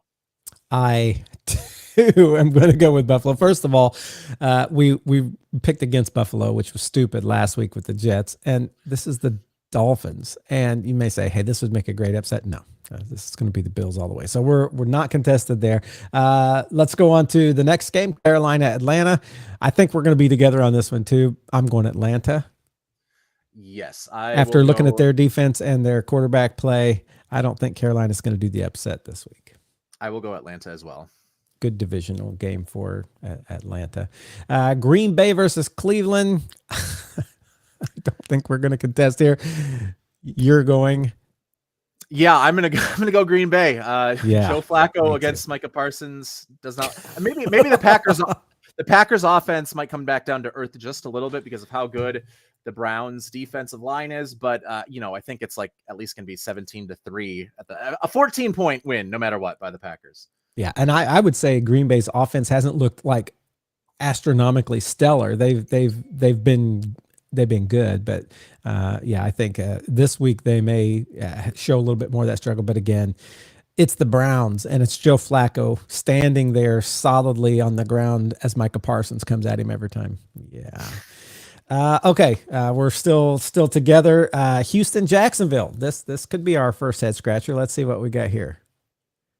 I'm gonna go Jacksonville. I've got some faith in the Wait, where is this game being played? Okay, yeah, it's in Jacksonville. I'll go Jacksonville. At Jacksonville. Oh, this is a tough one. Jacksonville's 1-1. I'm actually going to go Houston here. Houston, starting to feel the pressure of 0-2. They've got to get something done. I think divisional games, your opponent. And I think CJ Stroud's going to kind of step a little higher this game. How is Jacksonville's defense super strong? Well, they gave up 3 touchdowns to Jake Browning last. I'm going to go with Houston on this because Houston's defense, I think, is strong, and I think they're going to put the pressure to Trevor Lawrence. I think Houston wins this one. So we got a first contested here. Let's see. Matthew is going Houston. Josh is going Jacksonville. Okay. Cincinnati, Minnesota. I am going to. This is tough because it's 2 backups. It's Browning and Wentz, right? This is also the second time in a row that both of these teams have had their backup quarterbacks, because when it was Browning 2 years ago, the Vikings also had their backup Nick Mullins into the game. So you guys just don't like to show your hand against each other for real.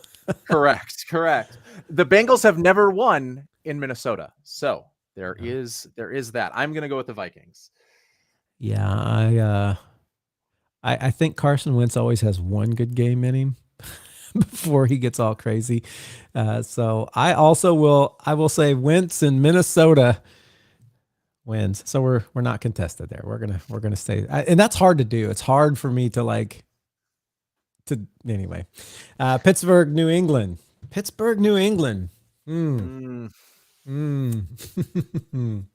I think I'm gonna go New England because I don't trust the Steelers defense, and where the Patriots were lax last week was against the run. and Steelers don't have the running game, I feel like, to take advantage of that. And the Patriots are getting Christian Gonzalez back, or at least he's been practicing with the team. So that's the best cornerback in the league, perhaps one of them. I'm going to go Patriots. This one's a tough one. You know, just for the fun of contests, I'm going to pick Pittsburgh.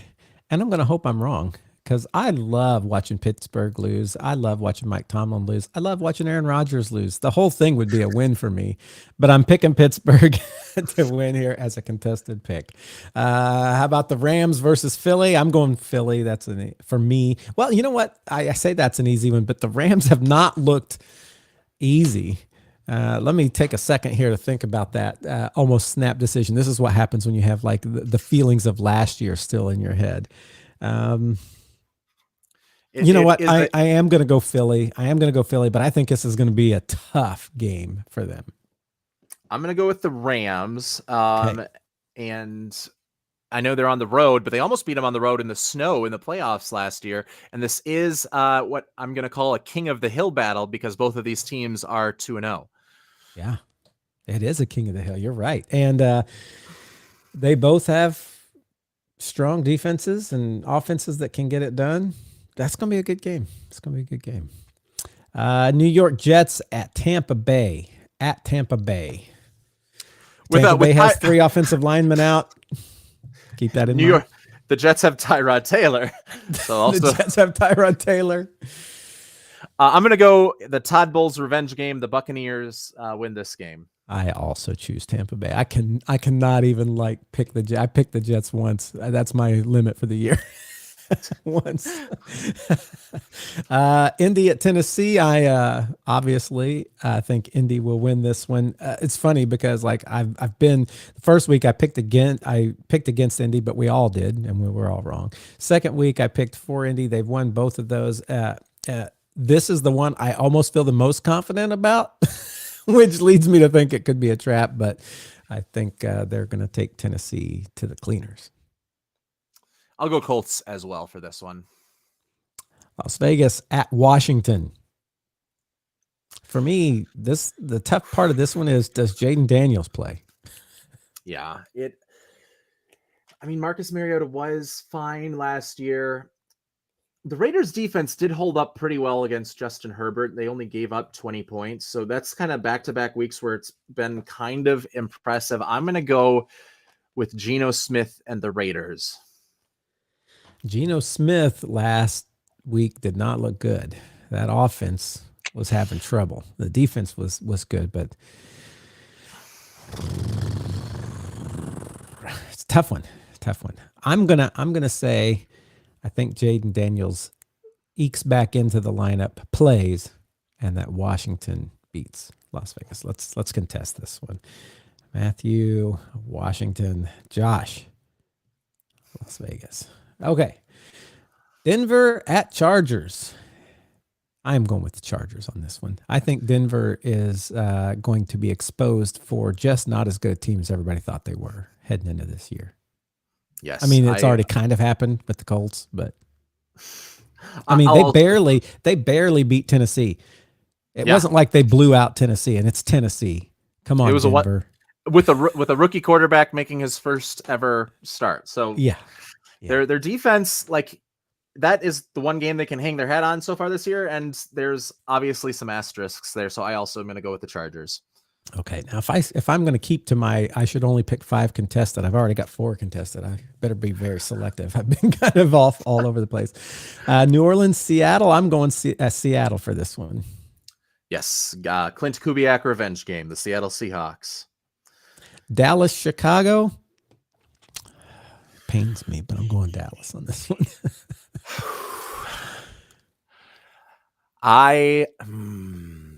Dallas almost won in week 1. Dallas just barely won in week 2, but it was quite an affair with the Giants.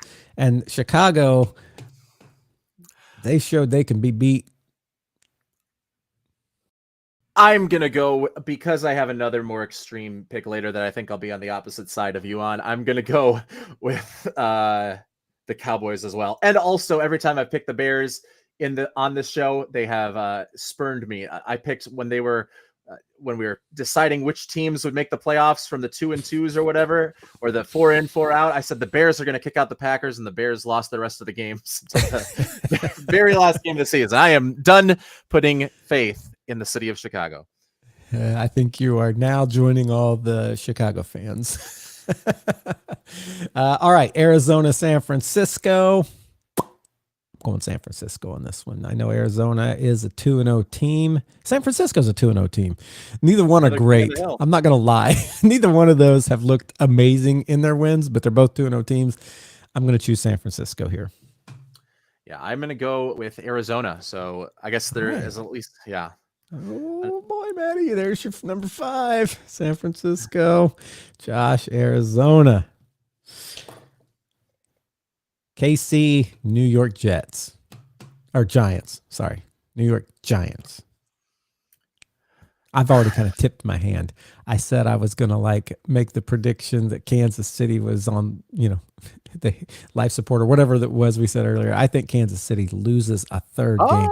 I think New York Giants somehow surprise everybody and win this. And then, boy, did the alarm bells start going off, and all the Taylor Swift fans start hating Travis Kelce, and Travis Kelce goes out and breaks up with Taylor Swift, and Andy Reid gets diabetes.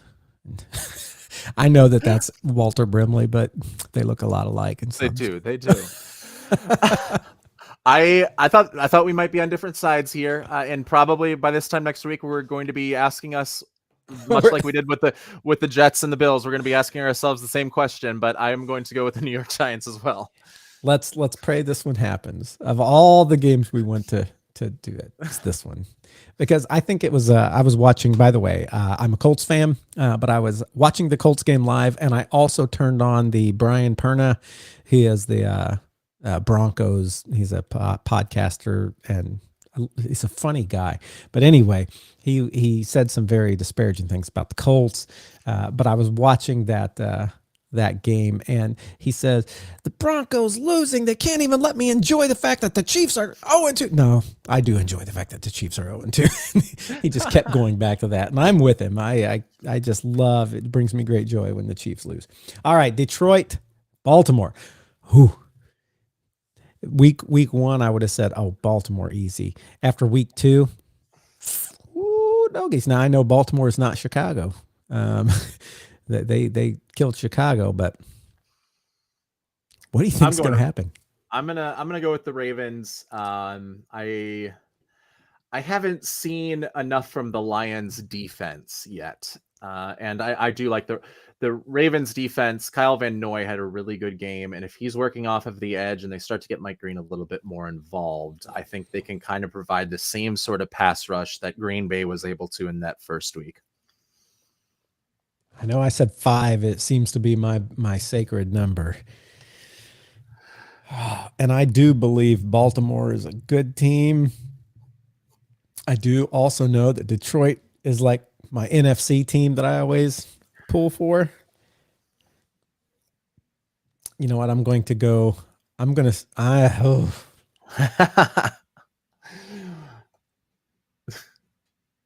pull for Detroit. I'm gonna leave one game out there for me not to get right. I don't know which one it'll be, but it'll be more than one. But I'm gonna say Detroit does this and comes right back into the conversation.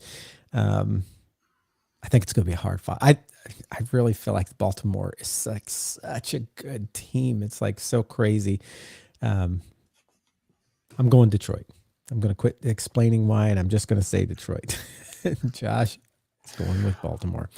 This is a big week for me to catch up in the standings here. We have 6 differences. Who knows how many differences we'll have the rest of the way in each week. So if I can make some ground here, I'm right back in this thing.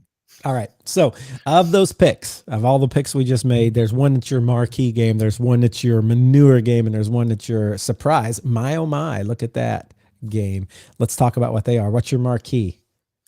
My marquee is going to be the Rams and the Eagles. The whole playoff, the only team that gave Philadelphia some trouble in the playoffs last year. It's a revenge game for both of those, or for one of those teams. I'm going to go that game. All right. I'm going with this game. We were just talking about Detroit, Baltimore, because I feel like that's going to be an amazing game. It's got its, own slot on Monday. Everybody's going to be watching that if they're watching football. And I think that's going to be a really great game to watch. But my second choice was the one you picked. So I think we're in agreement there. Let's see, our manure game you just shouldn't even watch. This one was tough for me. I felt like there were several that could be in contention here, depending on how you did criteria. I'll go first since you went first last time. I almost thought, okay, Arizona 49ers feels like a manure game to me. I realize they're both 2-0, and I'm like, what a manure game. I don't think they've had the stiffest of competition to get to 2-0, either team. Probably 49ers have had maybe more tough competition. So I could go that as my manure game, or I could go the Brandon Colemark route of the most lopsided, right? If that was the case, I think I'd probably go Green Bay Browns, because I think that's going to be just nasty for the Browns. Could go Atlanta, Carolina, but I don't know. I think I'm going to pick... I've never kind of done the big lopsided of Brandon Colemark, so I'm not going to go there. I'm going to let that be his thing. I'm going to pick Arizona 49ers. I'm going to go with keeping with the death of the quarterback theme, the game that features two backup quarterbacks, which I will still be watching, but probably not enjoying, even if my team comes out on top. It'll be the Minnesota Vikings and the Cincinnati Bengals. That's a good criteria for picking. I should have thought of that too, but that's a good one. Okay, and let's talk about our my games. Unfortunately, I think you've already mentioned mine. I'm going. Oh no. My oh my. I started to pick Rams Philadelphia, but I'm going to switch it. I'm going to say my oh my, New York Giants over Kansas City. You got to watch that one. I'm going to go with the Chargers and Broncos. Jesse Minter and Sean Payton going up against one another in the battle of the minds, offense and defense, and it should be a fun one. Okay. I think those sound like some good ones and some good games for our fans, hopefully, to like look back and say this was a good week of football because of these games. But I think for us, that's going to do it today here on the Football Fandemic. Thanks for joining us as we talk about all the games that were, we talk about all the games that will be, and all the news in between. We'll catch you guys next time here on the Football Fandemic. Bye now.